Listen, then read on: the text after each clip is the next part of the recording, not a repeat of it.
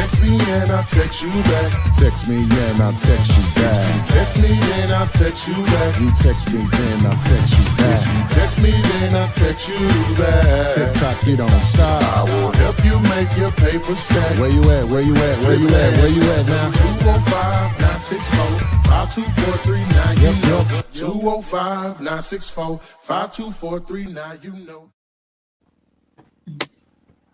What's happening, everyone? Welcome to today's Flippinar, and I need my, hold on one second. I'm solo trying to run all this together. Radhika is here. How's it going, baby girl? It's going great. It's going great. I want to ask how it's going back to you, but yeah, you're multitasking over there. Yeah, I'm trying to be the, as they say, the talent and the and the production. This is real life, though. You know, you know, sometimes you got to get to the point where you all the above. You know, sometimes people is not going to show up, and you got to show up for all the positions. You know, when you first start the entrepreneurship, you got to show up for all the positions. Got to do it all. Hey, let me talk to your manager. I'm the manager. Let me talk. Hey, let me talk to the janitor. I'm the janitor. I'm the janitor. All of it. Yeah. Sure. So yeah, so guys, of course, today is Thursday. You know what that means? It's Stimmy. Oh yeah, we're gonna give away another stimulus, some bread, 1,000 big ones. So how many big ones? 1,000 big ones. 1,000 big ones. You can't beat it. Can't beat it, man. Yes, man. And last week's winner, Adrian, I think her name was, out of Augusta, Georgia. Mm-hmm. So yeah, we are going to give away another. So before we get started, make sure you like this, share it. I just sent out a text to everyone that's on the STIMMY list for sure. So if you're joining us, obviously we're here to try to do some form of education about this thing called real estate investing, with a high emphasis on wholesaling real estate, which allows you to get into the game with either no money, no credit, or if you got a few $100s, like 1,000, it's 1,000 I'm gonna give away. It can jumpstart you, it can throw a lot of gas on the fire to help you get going or whatever. So I had a title today, ways to find cash buyers. So we'll get into that at some point, I'm sure. So before we get started, Renika, if you could introduce yourself, well, I'll make sure everything here is going the way it should. Okay. As always, super thankful to just be a part of the Flipman show. My number one goal is just bring expertise from a financial standpoint and help you all understand how to find the money. At some point in time, you know, you want to be able to invest back into your business or start your business. And, you know, everyone is not able to get stimmy out here. So you have to stimulate yourself. And some of the ways to stimulate yourself is to save some money and then invest it back into yourself, or just leveraging your credit and using other people's money in order to invest into your business, invest into your dream, or invest into real estate. So that's one of the things that we specialize in is financing from a residential commercial standpoint, fix and flip, buy and hold, new construction. We also help you offset some of those expenses with some of our gap funding programs, where you can leverage your credit for different lines of credit and loans in order for you to be able to offset some of those expenses that are associated with starting your wholesale career. Of course, you know, there's still tools and things that you need to even be effective in wholesaling. And if you don't have that money, there's only two things to do. You can save it or go get an extra job for the extra money, or learn how to leverage your personal credit in order to meet those goals. So if you are interested, just go to fundmynextdeal.com and you can see some of those funding options that we have. Okay, great. All right, so make sure you see the number here on the board. 205-964-5243 is the number you can text for pretty much anything you want in this business, or a lot of the things. The contract, you'll see all the different, if you text these exact words or numbers, it'll send you the contract. You want to partner with me, text 5050. You want a cash buyer, learn how to build a cash buyers list, text the word cash. Need a CRM to manage your leads, CRM, obviously the STIMMY if you're trying to join the contest. The closing detail sheet that helps you put the deal together, or at least make the title company or closing attorney understand who's the seller, who's the buyer, who's paying what, the price, who's receiving what, namely your assignment fee, who's paying closing costs. If you text the word close, text the word text, T-E-X-T, text the word vacant. If you're trying to just find out who owns that vacant house, or the text message, that's if you're trying to put a text message and campaign together the right way, that video should be coming out in the next day or so on the update on the new rules or whatever. You want to join my Facebook group, text the word group. And probate, if you're trying to build a probate list, text the word probate to the number 205-964-5243. So let's get into some questions, as they would say. All right, so we got a lot of people in here already starting to comment. People are texting the word STIMMY in the comments, and that's not how you enter. You text the phone number. Hey, don't just be here for the STIMMY. Yeah. Text the number that's on the screen. Adrian, the young lady that won last week, she was actually at Walmart whenever she won. So real life stuff. So let's see what we got here. Let me see. What does reassess price mean? Okay. Top 5 thrills question is, hey guys, just a quick question. What does reassessed price mean?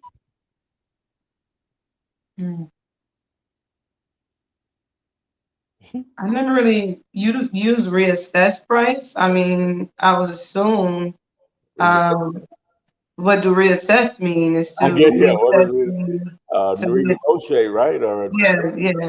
Reassess, renegotiate, reassess the valuation, double check.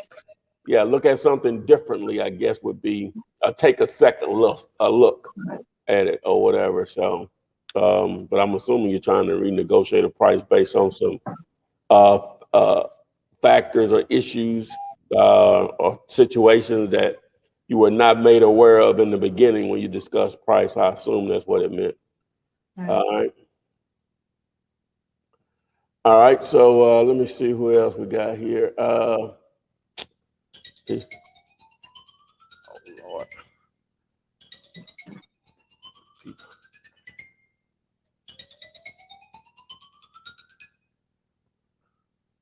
All right, let me find another question here. Oh, this is struggling. I guess I need to be in the other part of the studio to do it like this, but I Adrian. thought I was gonna have some help. Guess not, man. Anyway, we'll make this work. Y'all just here for that $1,000 anyway, so we're gonna try to get a few questions in. Someone said, D. Roberts said, fired from my truck driving job. Oh, well, trying to really get to work. Hey, let's go. Yeah, absolutely. Sometimes to say about this, sometimes in life, you don't know what you believe in, but sometimes the man up above will shut a door for a reason. And we have to be okay with when one door closed, to just continue to walk into another door or start walking into your purpose. Sometimes life will shut all the doors around you because he wants you to focus on, something 10 times greater than what you even can imagine. So I always look at that as a plus. I agree. A door that appears to have closed has opened another door or doors. Exactly. Opportunity. Exactly. I'm getting a lot of haze. What's up? So I'm trying to find a question here. All right, here we go. All right. Tanisha Davis says, hey, I have a seller under contract. I guess what she means, signed. 30 days to find third party to buy. She is requesting proof of funds from me, even though she knows I'm not the one buying. In this case, what to do? Give her a proof of funds. Mm. Give her what you want. Yeah, you gotta go what you want. You know, but if she know, I don't know why she's asking. If she know that you are necessarily wholesaling it to another end buyer, what would you do in that case? So she said 30 days to find a third party to buy. Okay, so she's done the main sin is just negotiating with sellers and letting them know that, I'm sorry, and discussing what wholesaling is, the sin of sins as a wholesaler. You went into that you're going to find a buyer for it.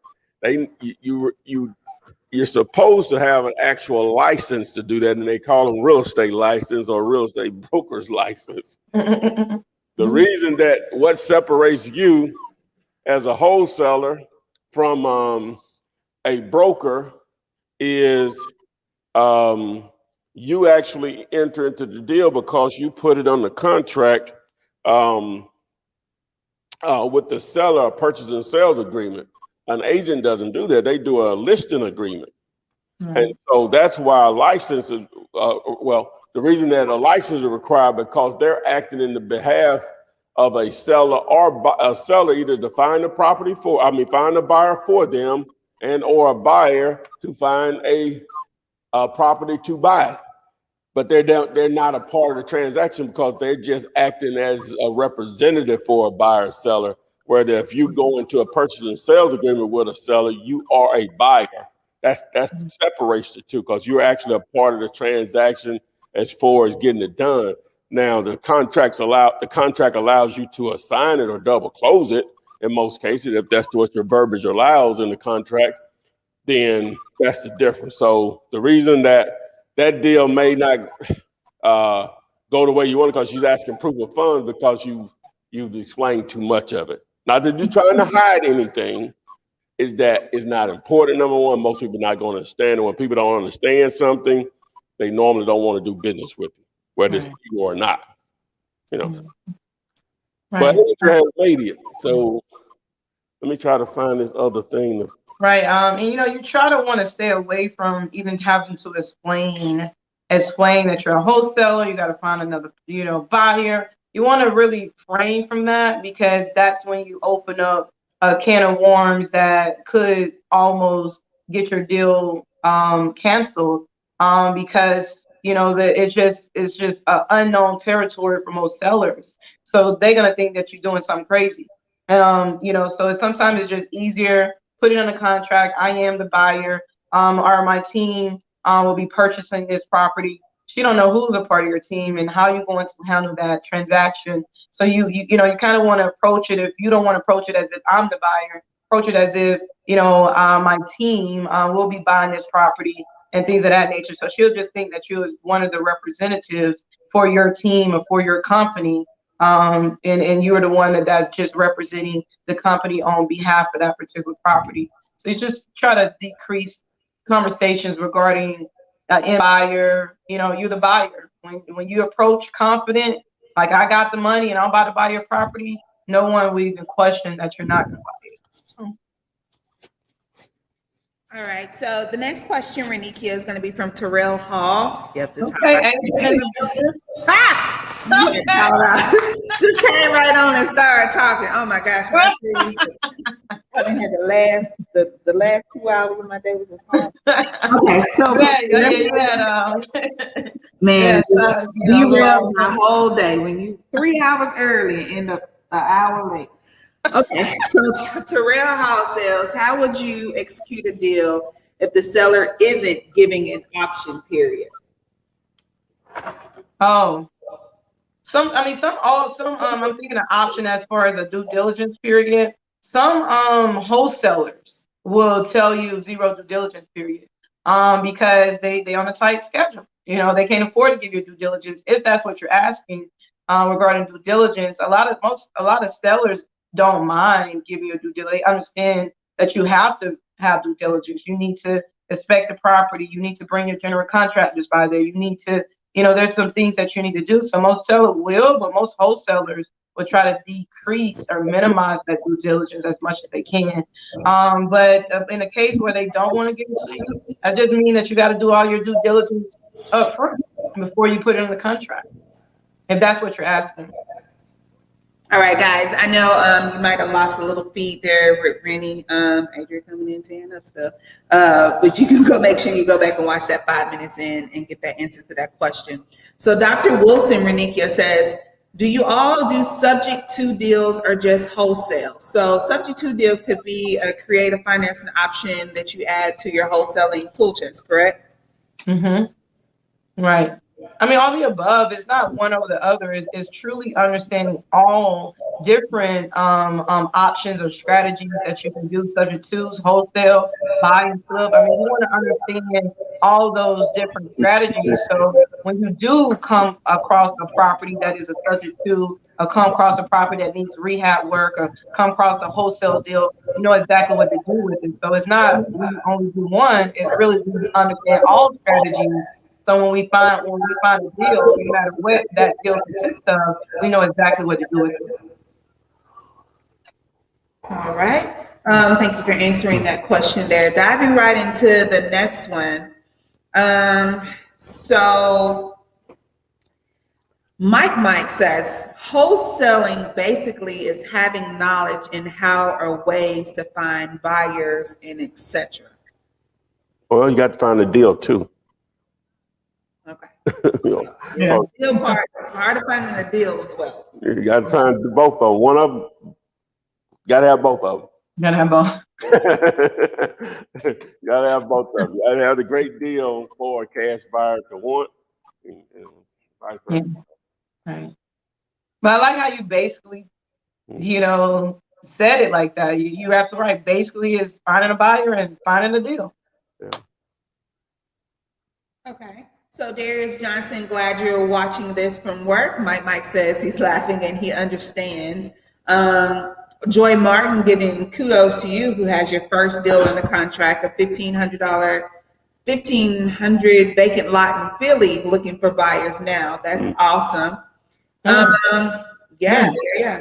So Renikia, this is going to be directed towards you, and I'm not sure if you answered this, but Shanderico Gray wants to know, can you explain the private lending your company does and the process? So maybe explain to them what exactly your company provides and what it is that they can do. That's a really great question, because I like to explain the difference from private lending and traditional banking. A lot of us don't understand that it's just two different processes, two different entities, two different umbrellas. You know, where traditional banking, you go to the bank and you get qualified for a loan. They're going to ask for your financials, your tax returns, your income verification. They're going to call your employer. They're going to need pay stubs. They're going to need bank statements. They're going to need everybody in your household information. And then they're going to say, well, based on your income, this is the cap of what we're be willing to lend to you. And then they're also going to say, based on your debt to income, this is the cap or the maximum we'll be able to provide to you. From a private lender, however, like myself, what we do not care about your financials. We don't need your tax returns. We're not calling your employer to make sure you got a job. We don't want to see your pay stubs. We completely based on the assets. So we lend based on the property and not your financials. And that's pretty much the process. And what the process of private lending as a whole, regardless of my company or not, is really once you identify a property, you will contact the private lender or apply for that on their website, like our website. And then we will evaluate the deal, make sure the deal is fundable. And if it is, we begin the funding process. The funding process is loan applications, funding package, which is just a few documents and things of that nature, and then the appraisal. Once you get all those things back, you go into underwriting, you go into closing. That usually happens in about 15 to 20 days. Boom. All right, boom, there you have it. Taking this question from TikTok, Tesla Chu says, I don't understand how to find the ARV to present to buyers and find my cut of the deal. Well, don't you make that easier with the Dilulator calculator? Yeah, that's part of the reason I came up with a simple calculator. It can be a little bit more complicated, but for what we do, I don't think it has to be that complicated, whatever. So first you have to understand how to use the calculator, but I have videos to explain all of that. Starting with the ARV, you have to know the end game. Once we fix the house up, or whoever fixes it up, or renovates or rehab, whatever, however you want to term it, you have to know what the house would be worth. So that starts. You got echo? Okay, you gotta know that first, and that's how your potential cash buyer. We're talking about wholesaling now. Your potential cash buyer or end buyer, you got to think in their mindset. How are they going to make money? Once you figure that out, and that's part of why you go through whatever formula you use or whatever, you got to figure out how are they going to make money, and then you can figure out how cheap you need to get it so you can make money. That's with anything. If you know you can have a buyer or multiple buyers to buy, I don't know, a pair of, I would just say a car, an automobile. If you know you got buyers that'll pay X number for an automobile, then you know you need to at least get an agreement. Now it's different because automobile transactions don't require closing and all that stuff. You can easily get shut out of the deal. But I'm just saying, even if you had the cash to pay for an automobile, you still have to know the end game, what people are willing to pay for that automobile based on the mileage, somewhat the condition, and so on. And then you'll know how you can make money. Same thing with houses. So you have to know what it'll be fixed up for and what that is. Then you start to backdoor it back down to your money. Mm-hmm. But I explain that if you just text me, I'll explain. But Renika, you might want to add in a different way. No, that was perfect. I think utilizing that calculator is going to be your best bet.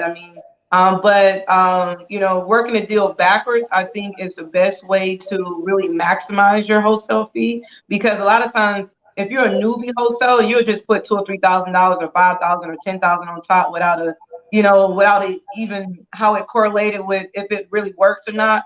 But the way that you always want to look at a wholesale deal, I always look at it as if I'm purchasing this property. What will be the maximum purchase price that I will purchase this property that I can still make a profit according to the 70% after repair value rule? And when you work that number backwards, you begin to know, well, I got to get it for this price in order for me to make my maximum spread, or make a spread, or make the number that I want to make with it. So I would encourage you to learn the formula, learn the 70% rule, utilize the Dilulator calculator, and learn the 70% rule, and learn how to work your deal backwards from if you were actually purchasing that property, rehabbing that property, and what you would really can be able to sell that property for. And then when you know all those numbers, you know what will be the maximum number that you can really sell that to an end buyer for them to really make money off of it. All right. Great answer. Great answer there. Let's go to Instagram. Solomon M5 says, after you do the purchase order with the seller, should you send it to your title company before finding a buyer for them to check if it's clean title and find a buyer after clear title? So I think they need to understand that running these titles ain't free. It is not free. It ain't free. So highly suggested that you have a buyer in place before you start running those numbers, right? Absolutely. I wouldn't, unless you just know you got a smoking hot deal and you know it's about to go off the market real quickly, you can probably send it over and go ahead and start that title work. But honestly, you putting the cart before the horse in a scenario like that, because you don't know if you're going to find an end buyer. Now you got title work complete, you got a whole invoice waiting on you, and you don't know if you're going to get paid from it. So I wouldn't necessarily best practice recommend that at all. I will always recommend for you to seal your deal up and then send both of those contracts to the closing attorney and begin to work your deal. Because at the same time, title only takes 2 to 3, 4, 5 days. It's not that serious. everyone can wait until title come, and you all can close once title is clear. So I wouldn't necessarily put the cart before the horse. Yeah, and it could be a situation where the title has issues, right? Right. And you may sometimes, I ain't gonna say no title's not, you can't clear it, but some the time frame that it'll take to clear it, and sometimes it costs money to clear them or whatever. You spent that money, you know, it's on the hook. So ideally, you're trying to transfer all of those closing costs to your buyer. All right. So, but you need one in place to do that. So you might as well wait until you do that. And then again, everything Renika said, and then sometimes it's just as simple as you can do that and have a buyer and they don't want to use them. That's true. You know what I'm saying? So you still got to pay them, you know, who you already pulled a title with. But maybe the buyer's always going to take care of the title company who he chooses or closing attorney. But no, you don't want to be premature like that. Once you get seasoned in the game, you got some money. Sometimes, like Renika say, sometimes it may be just such a smoking deal. Hey, I'll risk $300, $400, $500, depending on what a title search costs in your market. I'll risk or what to speed things up because it may be a time sensitive thing or whatever. Because even I guess technically, even if a buyer wanted to use his own people, in most cases, well, I can't say that because some states are only titles, some states are only attorneys. Then you have like Alabama both or whatever. Because what I was about to say, he may want to use his attorney to close the deal, but normally most attorneys work with pretty much all the title companies in the city at some point. Some they'll use more than others or whatever, but normally they've accepted title work from most title companies. Would you agree with that? You know, absolutely. Yeah. So, you know, it really just need to wait, basically, what we're saying. Right.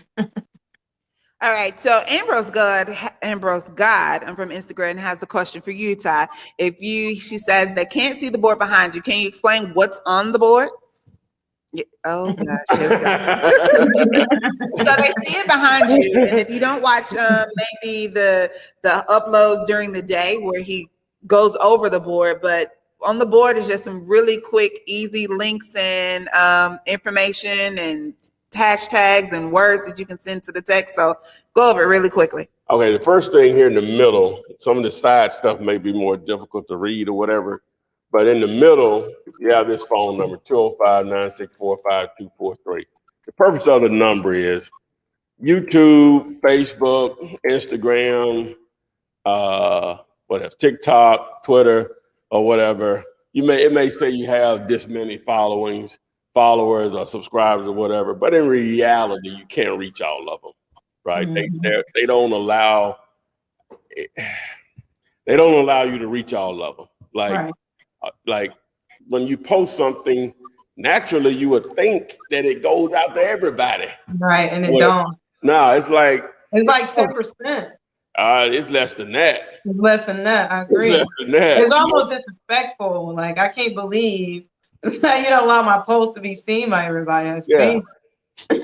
So anyway, to try to control that a little better, to get information out when I want to, or at least a higher percentage of my people have an opportunity to see it, I use community.com number. This is the number that they gave me, 205-964-5243. If you call the number, it's just going to be a recorded message from me saying, hey, text me or whatever.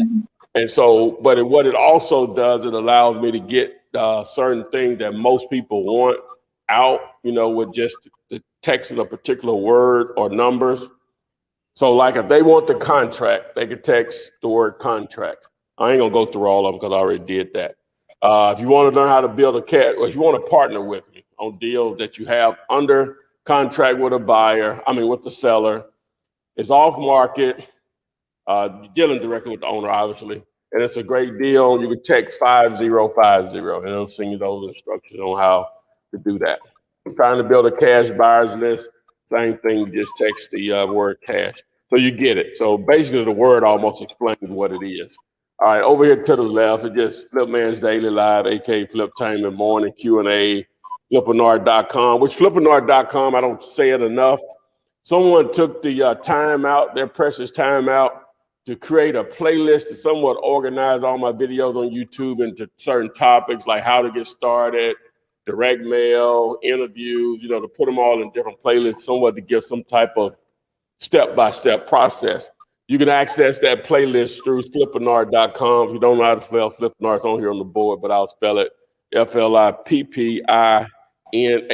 It's like the word flipping, remove the G, add an AR. It's basically like a seminar or webinar, Flippinar.com. Then comps101.com. If you're trying to get a property comp, that's what we were talking about before. You don't know what an ARV is on a property. If you submit the address to comps101.com, we'll comp the property. We'll send you a video link back explaining, number one, how we did it, but also why we came up with that amount.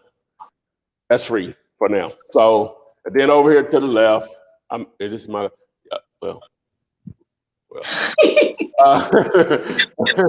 always wait on face. So, to my right, so it just says how to find cash buyers, just give you some suggestions on where to approach your properties.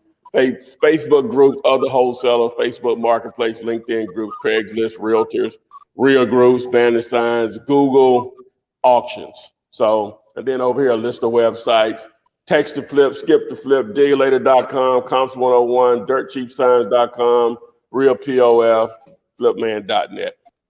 Boom. All right, there you go. Hopefully that helps you out, Ambrose. And that is typically up behind every one of the uploads throughout the week. And earlier in the video, when Ty wasn't necessarily in front of it. You can best see it probably on YouTube and just screenshot it, snap your screen, and then just blow it up and you can see it all. Yep. So. Yep. Solomon says also there's someone in person. You're pretty popular. Yeah, I know. Impersonating I you. forgot. I meant to open the show with that. Somebody has opened a fake Instagram account. Flip is spelled F-L-I-P. They have it spelled F-L-L-I-P. Right? You just looking at it, gonna have my logo on there, like my bio information, and basically, and then the account is private.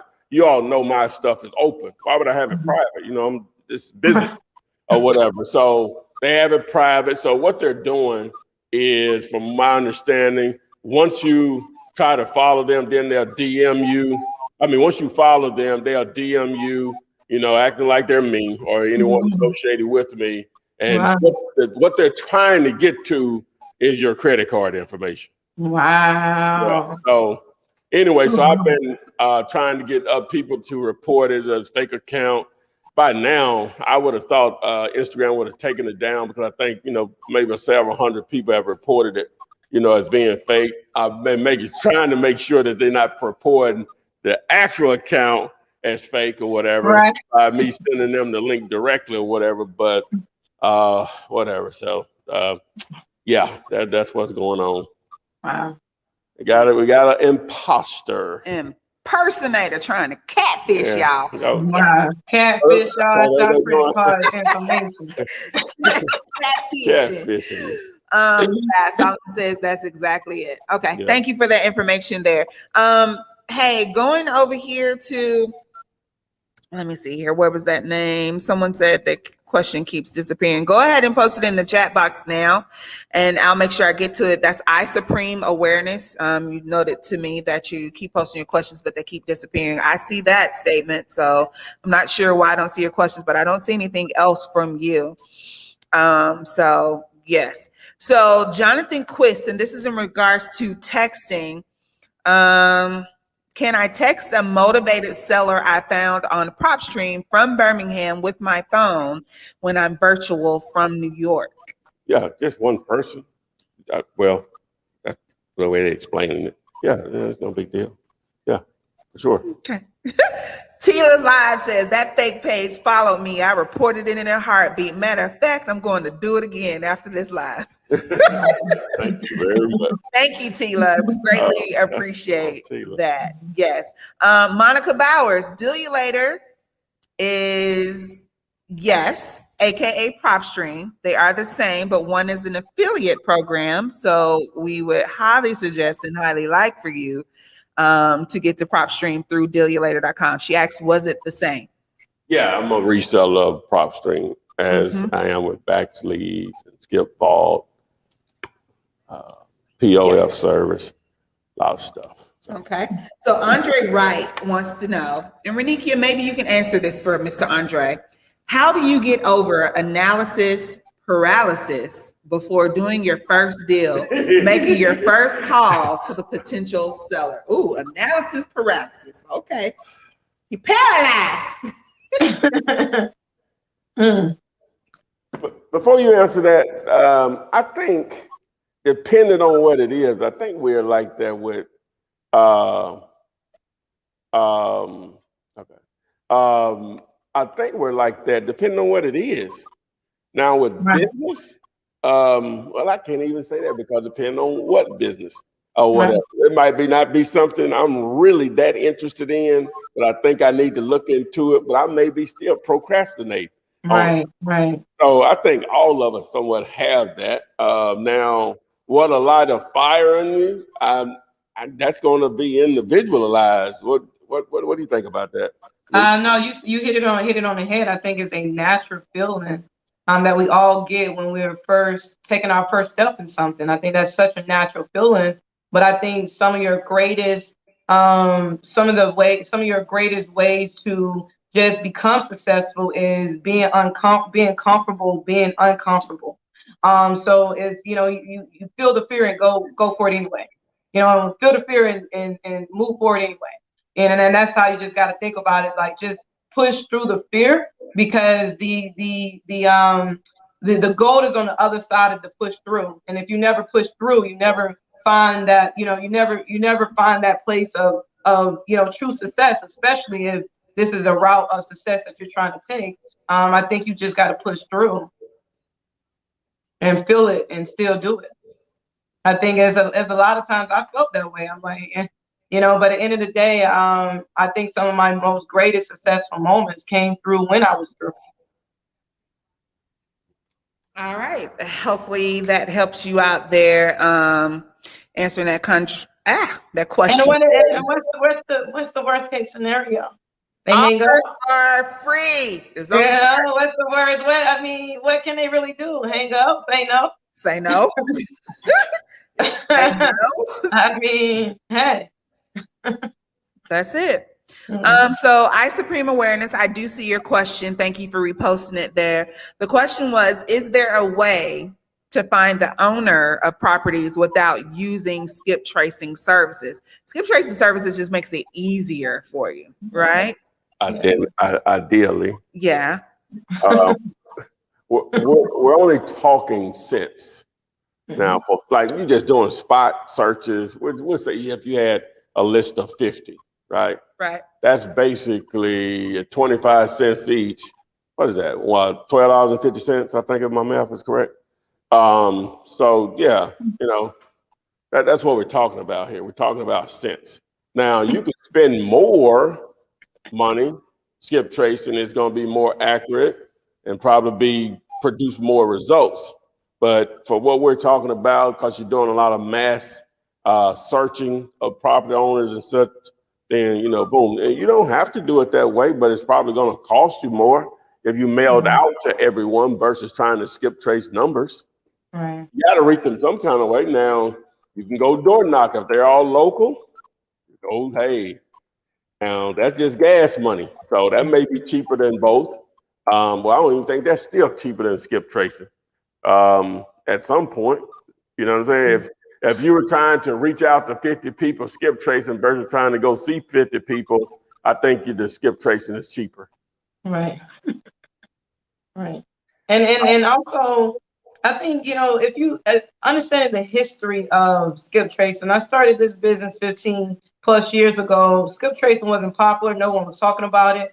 We was manually doing everything. So when skip tracing came on the scene, we were like, oh my God, this is like heaven. It's like it sped up everything. It got to the buyers and the sellers a lot quicker. So we got to understand the power of skip tracing on the journey of wholesaling. Skip tracing is that it speeds everything up, versus me sending them a mail, because that's the other way for you to do it. Send them a yellow letter. Now you got to wait around, hope they read the letter, hope they open it, hope they call you. So it's a lot of hoping. So it's a lot of, it's really a lot of spinning your wheels and trial and error with those things. But with skill tracing, it's like, I don't have to wait for you.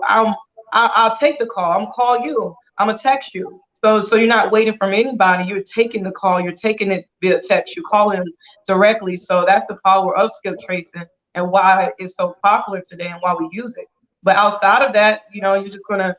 There's always you go to the property records of the property. There's always the address of the property, and there's a mailing address. So that mailing address is different from the subject property. That means that's probably where that seller lives. So you're just gonna write that seller a letter. You don't have to get, if you don't want to pay for a postcard, just get you a yellow book and write that letter and put it in the mail and send it out to them. And it's kind of like a hurry up and wait scenario. You hurry up and send it out there. Now you got to wait and hope they call you back. So that's one of the other ways to find the seller without skill tracing. Remember, guys, before we answer the next question or the question asked and answered, the $1,000 giveaway will be tonight. So stick around. Stick around. Hit me. Yeah, that money. If you're not already in it, you can go ahead and still text STIMMY to the number, the 205-964-5243. Or if you're already in it, share this with somebody, get them to do it. What's half of zero? Or what? Nothing. Well, what's half of 1,000? $500. 500. Now, if you want to get multiple entries yourself, all you have to do is show me that you recently signed up for Dealulator, aka PropStream. You went through Dealulator.com, selected the 5-day free trial. It'll show like a notice whenever you sign up. Just screenshot that, and it's a welcome page. And send it to me. You'll get an additional 4 entries into the contest automatically. So we still, after tonight, we'll still have 3 more giveaways of the $1,000 each Thursday night that we're here. So you can increase your chances of winning by signing up for Dealulator, aka PropStream. So you go to Dealulator.com, select the 5-day free trial, and pow. Boom. You got 5 of them. 5 entries for $1,000. A smack, a band. This is not a lottery now. It's not a lottery where we got millions of tickets that have been Your purchased. odds are in your favor. The odds are very high for you to win. Still. So the more entries you have, the more closer you get to that BREAD. Bread. All right. So this is from TikTok. What if a property says that it's owned for 15 years, but MLS says it's been listed 2021, category is purchase? Okay. Absolutely, because the reason being is when someone closed on a property, by the time you close on it and the attorney send that information to the county, the deeds and all that, it takes like 2 or 3 months for that thing to be recorded for some reason. So usually the property records is about 2-3 months behind anything because they sending it to the county workers are taking their time, and it takes a few months, especially here in Georgia. I'm not for sure how everybody county around the world is, but here in Georgia, it takes about 2 or 3 months for those things to be recorded. Yeah, that's similar to here also. I think it's a little quicker. Like I hadn't looked at it in a couple of years, but I know in Shelby County, Tennessee, which is basically Memphis, the main county there in Memphis. Now theirs is like updated within days. Oh wow! Transaction, yeah. Now I don't know if it's still like that. I know it used to be like that. It was updated very quickly or whatever, and so it's going to be county specific on how fast they update that information or whatever. And then people say, well, I kind of reached out, I'd sell property on PropStream or whatever, or Bachelet's, and it said this, blah, blah, blah. But when I got there, it was not this. Now you have to, again, I always try to stress to people, that information is only as accurate and up to date as how the county makes it available to the public. That's it, they can't do any more than that. That's where they're getting that, they're aggregating that information from, is from county records. The ones that's supposed to be doing their jobs, which we know a lot of them ain't. You go down there, they have an attitude. The county officials different. Oh yeah, they have an attitude. You know, you just stay. There's a crap What a shoot word. when you go down there. Like you just came in at 11:45. They trying to go to lunch at 12. You in trouble. Exactly. Anyway, so. All right. So Perla Gandarillo wants to know, what is the best way to find heirs? Oh, Well, that's a skip tracer thing, or just simply maybe ask one of the heirs. Yeah, if you're talking to one of the potential heirs, they should know who the other people are. But if you don't know any of them, you start with the individual that, you know, the property owner / I guess they're dead or whatever. And that's a form of skip tracing, determining who relatives are. Now, I would always encourage people to just ask the neighbors. Sometimes they just know, you know, just knows it or they just know, a combination of both. And so then that don't cost you anything, all right? But if that's not an option, then the one service that is pretty inexpensive that'll pull up relatives, potential relatives, is Intellis.com, INTELIUS. I think it's on like a couple of dollars, and it'll give you potential relatives. Now, then you have to start skip tracing them, so it could turn into more money or whatever when you're trying to find out who may be related to that individual. So, All right. Look here, y'all. Look here. Local business, step to the side so I can screenshot the screen. Get out of the way. They are on this board today. can I sell this board?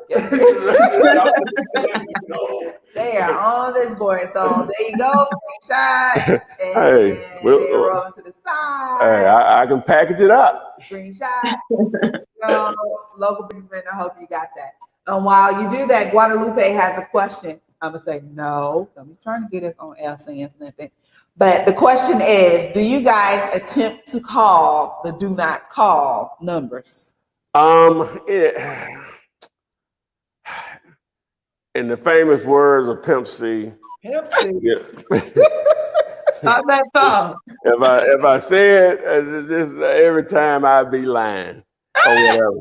But Get Gator. but I'm not going to tell you to do that, right? Ideally, the do not call list, that's the list that you'll turn into a direct mail list.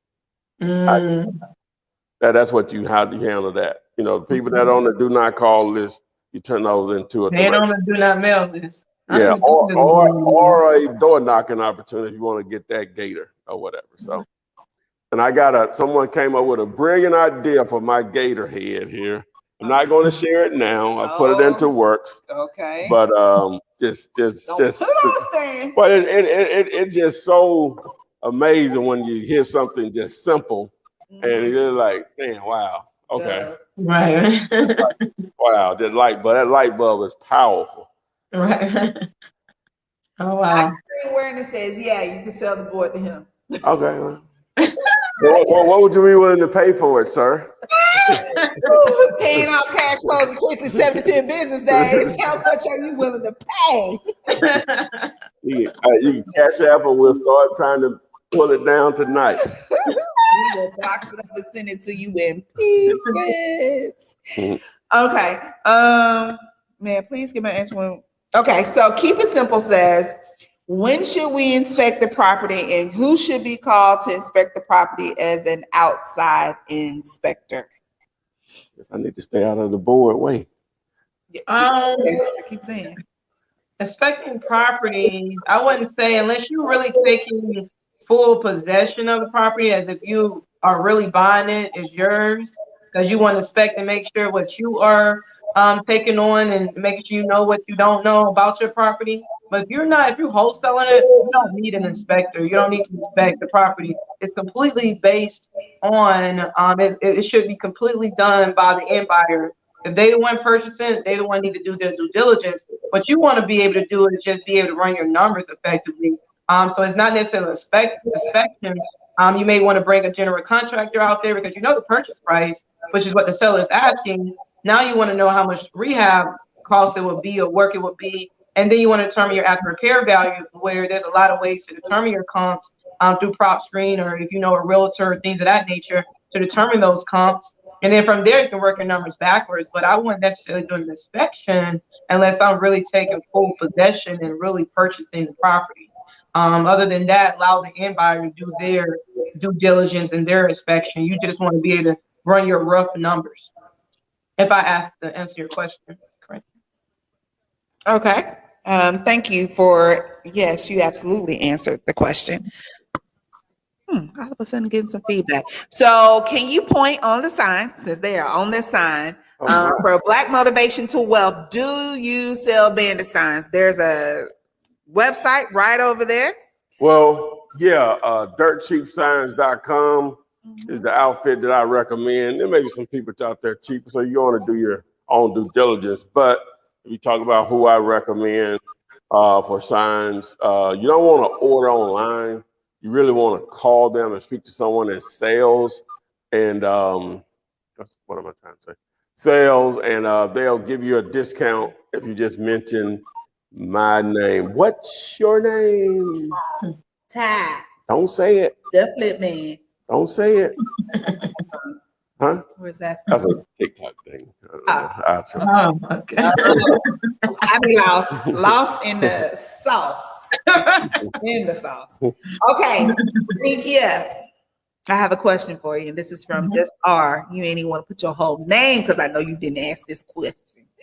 The question is, do you ever disclose to your buyer what your wholesale fee will be? Do you have to disclose with your buyer your original contract with the seller? Absolutely not. But if you use the assignment contract, you don't have to expose it. The contract will. But that's why we use the purchase and sales agreement, so we don't have to have those conversations. And a lot of times your end buyer doesn't have to know you're wholesaling it, unless if you're going to do a double closing, they don't necessarily have to know. If you're not doing a double closing, they'll find out at the closing table what your fee is. But if you want to be transparent and just let them know, you can do that as well. But me personally, less is more. Less is more. Okay. What do you think, Ty? What you thinking? Well, they even on a double close, they can know at some point if they just want to know, because they can just go back and see the transaction history, because they're gonna close on the same day in most cases. So, but the point was they won't know up front. Right. That's the point. And the way I look at it is, we're going to negotiate a price. Let me make sure I understand people, because a lot of stuff, Renika and Adrian and I talk about stuff, we assume people know what we're talking about. And it's sort of hard to break everything down to the basics or whatever. So, but anyway, so you have a contract with your seller at just some easy numbers, $100,000. You have your contract with your buyer for $118,000, right? That price that you marketed at may have been $125, and the buyer negotiated, you all negotiated and agreed on $118. So he didn't know that you could have made $25,000 off of it. So he's happy with the $118 because it fits into, number one, what he thinks the ARV is, number two, what he thinks is going to cost him to rehab, and number three, the main thing, how much money he thinks he can make off of it, right? And so that 118 works for him. So what? Now you got unreasonable people with everything. So why would you trip if I'm going to make $18,000? Right. And if you do, and let me know you tripping, I don't have to deal with you. Right. You should look at me as that money just fell out the sky, right? I didn't have to bring this deal to you.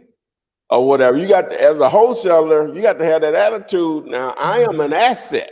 Right. I am helping you make money. Right. Now, I'm not doing this for free. I just woke up looking like this. I ain't doing it for free. Right. But every time, let me just put it like this. If I'm making 18, but you're making 53, Renikia, if you told me that was a scenario every time that you made $18,000, but I made 53. We can do that every day of the week. Absolutely. Who doesn't get that, Renika? Right. You have to be an idiot. Right. Everybody wins. Yeah, Everybody wins. Well, I could have made 71. Yeah, on that one deal. Right. Say if we do that 5 times, if those were the exact numbers 5 times in 2021, that's what is that? $265,000. My math is right. But to be honest with you, you couldn't have made that if I never brought you that deal. That's right. What's half of zero? Exactly, nothing. Yeah, So yeah. You know, so I mean, less is more. Sometimes it's easier to not get into that conversation with end buyer, because at the end of the day, they don't want you to make money, or they don't want you to make a lot of money. They want to count your pockets. Yeah. So it's easier just to act. You're the investor. This is my property. This is what I'm selling it for. And once they look back at it, hey, the money is gone. On to the next deal. Once they really pull up the tax records and see what really went down, you already cashed a check. You go on to another property. Get cashed. Yeah. And possibly spent. Right, and possibly spent. Absolutely. I wish you would come back trying to look for it because it's gone. But yeah. Honestly, I never had someone to come back and say something like that. At the end of the day, everyone understands this is business. It's nothing personal. I gotta make money. I'm not doing this for $10, $5 an hour. I'm doing this to make money. I'm saying.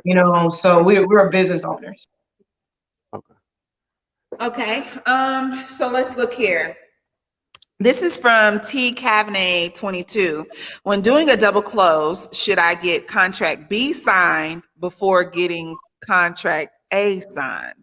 That's a really good question, but I'm gonna help you answer your own question for a second. It's hard to sell something that you don't have. So you can't get contract B signed for contract A because you don't control contract A. So you can only assign a contract that you have under contract. So you have to get contract A signed before contract B signed. But the good thing about it is you kind of do everything simultaneously. Contract A about to sign, you go ahead and send that contract to contract B, and all of them sign at the same time. But not necessarily at that point you committing fraud because you selling a property that you have no contractual interest in. All right. Basically, she's saying you got to have a seller first before you can put a buyer on the contract. You can't. You can get a buyer to agree. Hey, I'll pay this much for a property in this area on these conditions, this spread, all that stuff. But it's still not an actual written agreement or whatever. It's just some verbal idea of what they may commit to if you bring such and such or whatever. But you can't get them on the contract without. Now I've done this before, but that's only with people that I'm really comfortable with. Right. I may tell them about a property that I'm about to get under contract or whatever, but I'm still not putting them on the cash buyer. I'll mention it to them because that may even help me with negotiations with the seller. If I know this guy, I tell him about it. Maybe we can send him a video and everything. Because I had a relationship when I trust me, not gonna go behind my back. Right. I've done that, and be like, well, he said he'll pay this for it. Hey, I might, I negotiate down a little more if I possibly can. Or I may be able to take the exact number and say, okay, that's good. We can roll with that or whatever. So, or maybe that's something. Yeah, I actually recommend that in so many cases. To your don't blast it, but to your people send it over to them. Let them know that hey, I got this deal coming down the pipeline. These are the numbers. Let me know if you're interested before I put it out there. So a lot of people like that. They feel exclusive, that you're sending it to them before you really throw it out there to the mass of people. So that really works a lot. I'm doing it that way. All right. So Christopher Johnson's question is when it. That's a drum roll. Oh, you got to do better. I got to do better. You got to do better. I don't know what that is. I'm about knocking on. I'm like that's a knock on the door.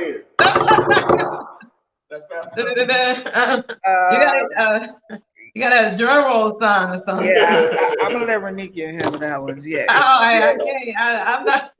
I be looking like that. Yes. I'll take care of that when it comes time. We're almost getting ready, guys, to announce to you the winner of the $1,000 STIMMY Flipman stimulus check today. It's coming. We just tipped over to the hour mark. Yes, Adriel's was extremely late, as Renikia pointed out. I'm about to pass out. I've been up since 4 something, so That's y'all can see I've been yawning. What you doing up? So just be patient. We're about to announce that winner. It could very well be you. So Christopher Johnson's question is, when it comes to probates, should we send direct mail first before calling or texting the executor?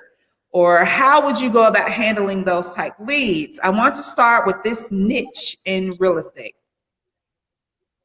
Well, before you do that, make sure if you want to build your list or pre-probate list, meaning they hadn't really done anything yet, but the person is deceased, text the word probate to the 205-964-5243. I'll show you how you get those lists. But go ahead, Renee, you were about to say something. All right, what you think? So he asked, should he send a direct, who do you direct messaging? Not a direct, but who do you send a mail to? He said, should he call or should he send the mail to? And I guess you're questioning, who are you mailing? Yeah. Yeah. They deceased. It may not be an executive. Or the heirs. But you know, hey, getting someone on the phone will always be the go-to, you know, because it's like a hurry up and wait. When you're sending mail out, you hurry up and send it out, and then you gotta wait. So I just find it a lot easier if you can find somebody you can get on the phone. They can get you closer to who you need to talk to and who you need to deal with, and closer to closing that transaction. So I will always be on the side of, if I can get somebody on the phone, that will always be my first goal. But sending that mail out, not for sure who you'll be mailing. I don't know if you were mailing the beneficiaries or whoever, but I will always try to find somebody to talk to, or just go and talk to the executor, so they can tell you exactly what you need to do to purchase it. Also, if you're gonna call, for sure, be mindful that a loved one has passed. And it also depends on how soon you're calling. And then that's still gonna be relative. It could be 3 months later, and they probably be just as torn up as the day it happened, depending on who you're talking to, or whatever. So, so you have to be very tactful in that when you're calling and talking to people about their loved one's property or whatever and stuff. The way my guys over at All the Leads, the way they approach it, or they suggest approaching it, is really that you're just calling them, making them aware who you are and what services you can offer them. And he said, ideally, you should have lined up like a probate attorney, someone that does moving, someone that does contracting work in case they want to do some repairs, even lawn care. What else do you offer? Estate sales, someone that does that. So you really like a one-stop shop, and then you're the person that'll buy the house if they just wanted to sell and they don't want to deal with it anymore. So you're calling them with those relationships already in pocket. We say, well, I don't have them. That means you need to build them. You know, who doesn't want to accept referrals or whatever? You know, it doesn't cost them anything. You know, you can, hey, I got offers are free. Might be too many letters, but referrals are free. You know what I'm saying? So, but yeah, so that's, you know, just you be mindful that someone has passed. That's basically what I'm saying. So, I like that approach. You said lawn care service. A lot of times people live by themselves, and no one really has time to go and cut grass and stuff like that. So that's an interesting way to get in the door. It's like, hey, just calling, seeing someone deceased and just saying y'all need any help in upkeeping the lawn and things of that nature. And then like, well, by the way, you know, if y'all interested in selling and things like that. But that's an interesting way of trying to build rapport with the beneficiaries. Mike said that was a stalker knock. That wasn't no drum roll. It's a stalker knock. Oh, stalker knock. Oh, like, I know you're in there. I just seen you pass the window. I've been watching you for the last 2 hours. I know y'all on the Definitely phone. was a knock. It was definitely was a knock. The phone ringing. You see me calling? Right. So OG Josh has the question that you probably get asked every week, Ty. When you going to have a meet and greet? You know what? Last night. Oh. Last night, some guys I do business with in Miami, well, South Florida. I was meeting with them last night, and we were talking about that, and you know, they didn't think it was that great of an idea or whatever. But I say, you know what, people just want that or whatever, and so I don't know. We'll see. We'll see. I guess things open up till we can do stuff like that now. You know, so and how many people will really come out to see me? So we'll see. You'd be surprised. We'll I got a whole fan base out here. we'll see what's up. Okay. But we'll approach it. Huh? What is that? No, I'm laughing at Big K. Big K say, thank you for my STIMMY. Like, you already know, man, if you don't Oh, know. my boy say he wanted. That's what's up. Oh, you speaking in it to existence. All right, we'll see. Oh, wow. Okay. Mr. Flip to Whole wants to know, first he says, what's up, good people? What is your game plan if wholesale laws change in your state? You get creative. Yeah, you change with the laws. What, you know, just adapt. You know, that separates the I don't know, separates the sheep from the wolves. You Right. know, so, We goats out here. They call them goats. I don't sit around and worry about stuff like that, right? No, absolutely not. I don't, man. Yeah, You know, I'm yeah. not a gloom and doom guy. I'm Right. just or whatever. And people just sit around complaining about this and that. And you know what my question is? Okay, if all that's true, what you gonna do about it? Yeah, exactly. Continue to talk and complain. You know what I'm saying? Right. What's the solution? Some things they're not going to change because everyone benefits from it. Yeah. You know, they're not going to shut themselves off something that they accomplish and they do as well. I mean, drop shipping is wholesaling. So, but the thing about it is no one can stop you. No one can stop growth. No one can stop your ability to go out there and accomplish what you're trying to accomplish. I don't care what laws is in place. We're gonna find a loophole around it so we can make sure we still reach our end goals. And that's just what life's about. You know, I think individuals who are successful, they're nowhere near inside the box. Everything is out the box. Everything is outside the box. Think outside the box. We move outside the box. You know, and people who want to stay inside the box, that's staying inside of them parameters of where they're trying to hold you down. And you can't stay inside of the parameters of allow someone to hold you down. And you're in these, these parameters of how they try to keep us below. No, we're not staying below. We're gonna find what we need to find and still hit our goal. You know, so. All right. I don't have it. I think I've lost the banner.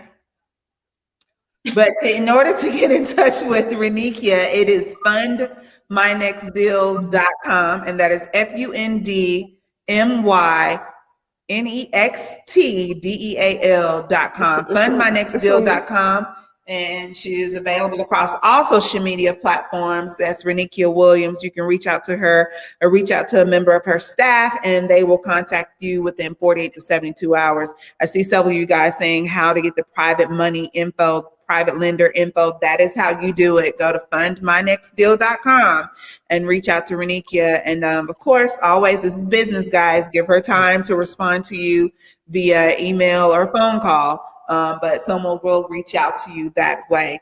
And I will announce that again at the end if you need that. So is it time? It is time. It is time. Let me see if I can do it better. Okay, that sounds a little bit better. I'm better. We can see who was in the band here. It's still in the thing. Yes. Let me see here. Let me Drum roll. Let me see if you can figure out who it is. So while we're waiting on that, so again, still can get in. Text the word STIMMY to the number 205-964-5243. Let's get this money, man. I wish I was getting $1,000 tonight. I know. STIMMY. That's right. All right. So pulling the name out the hat, out the proverbial hat, we have our winner. And boom. What's going on, sir? Hello? Hello, how are you? No video. Wait a minute. Oh, no. You got to turn the video. Oh, no. Where you at? Where you at? No, let's see that STIMMY face. Let's see that STIMMY face. No. You might have to turn down. Can you hear us now? Yes, I can hear you, yeah. All right. Well, let's see here. We have guys live with us. Where's video? I can see him. It's fine. I can't see it. You must have had it. Can y'all see me? Yeah, we can see you better now. I see you. I can't see it. Well, go ahead then. I can't see it. Well, do it again. Take it off. Okay, hold on. Let me take you off. Okay. Yeah. Oh, yeah, I can't see it. Well, anyway, let's go. Yeah, I know. What's going on? This is Mr. Quinn, and he is our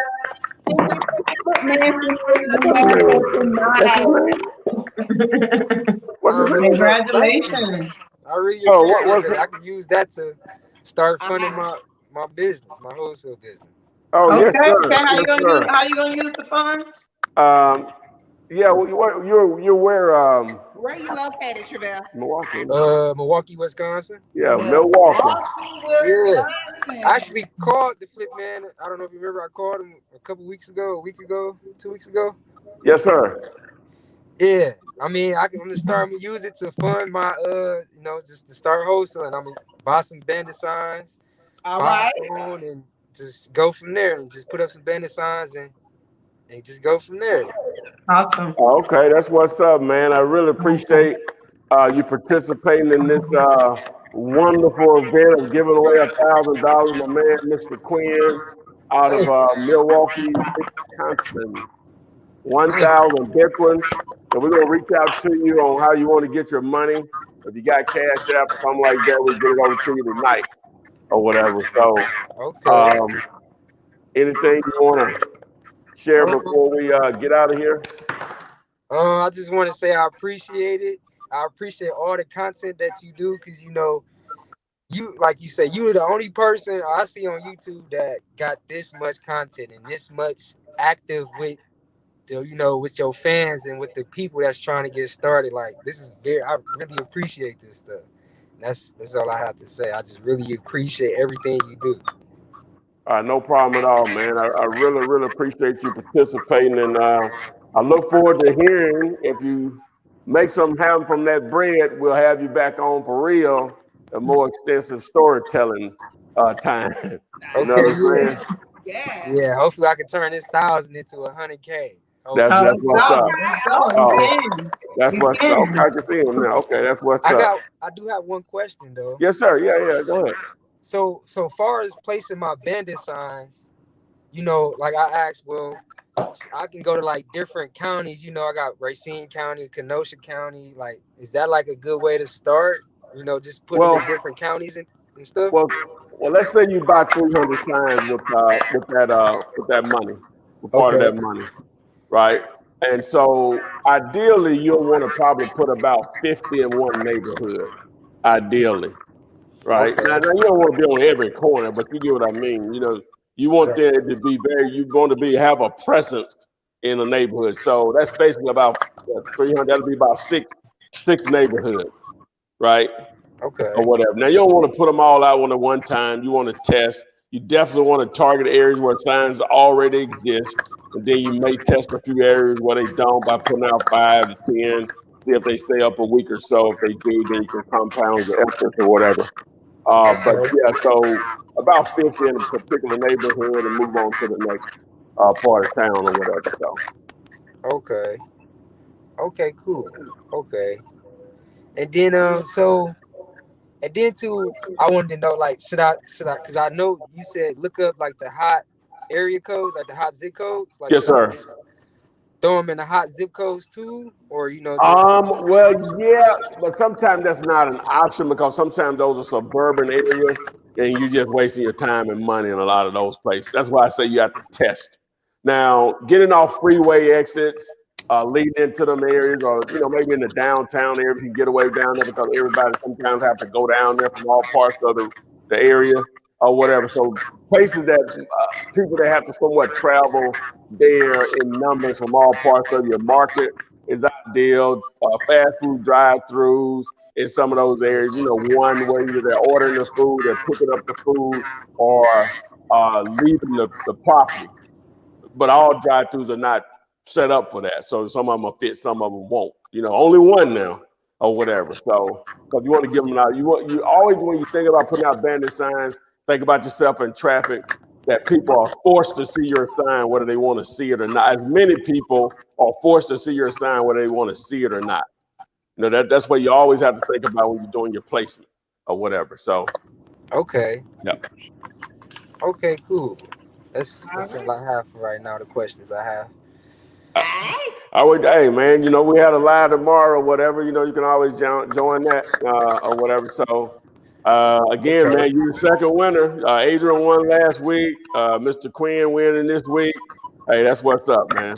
Absolutely. Okay, yeah, and I really appreciate it.